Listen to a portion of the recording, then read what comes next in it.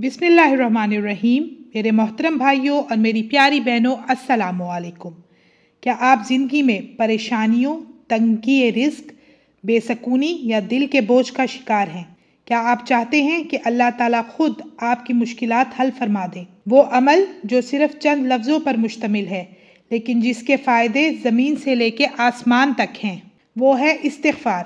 अल्लाह ताला कुरान मजीद में फरमाते हैं, अपने रब से माफ़ी मांगो, बेशक वो बहुत माफ़ करने वाला है।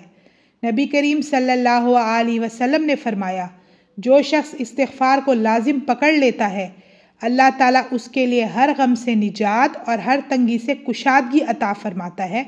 सुभान अल्लाह। इस्तिग़फ़ार करने से रिस्क में बरकत, कसरत और फरावानी होती है।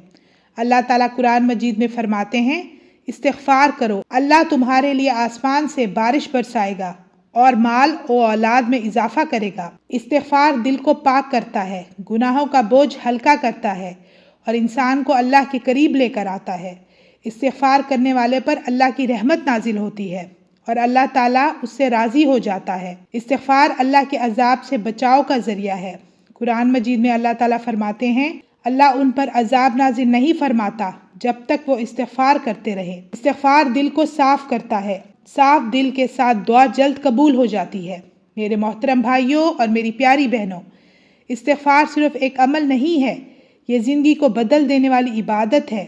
जो ज़ुबान से इस्तिग़फ़ार करता है, अल्लाह उसकी तकदीर बदल देता है। इस्तिग़फ़ार रिज़्क़ की कुंजी, हसूल औलाद, परेशानियों का हल, दिल के सकून और अल्लाह के कुर्ब का ज़रिया है। तो मेरे साथ मिलकर दिल की गहराइयों से कहें, अस्तग़फ़िरुल्लाह रब्बी मिन कुल्ली ज़ंबिन व अतूबु इलैह।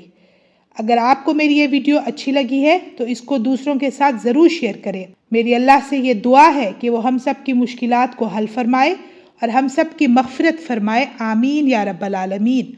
तो व्यूअर्स, मुझे दीजिए इजाज़त। इंशाल्लाह मैं फिर हाजिर होंगी। अपना ढेर सारा ख्याल रखिएगा, दुआ में याद रखिएगा। अल्लाह हाफ़िज़।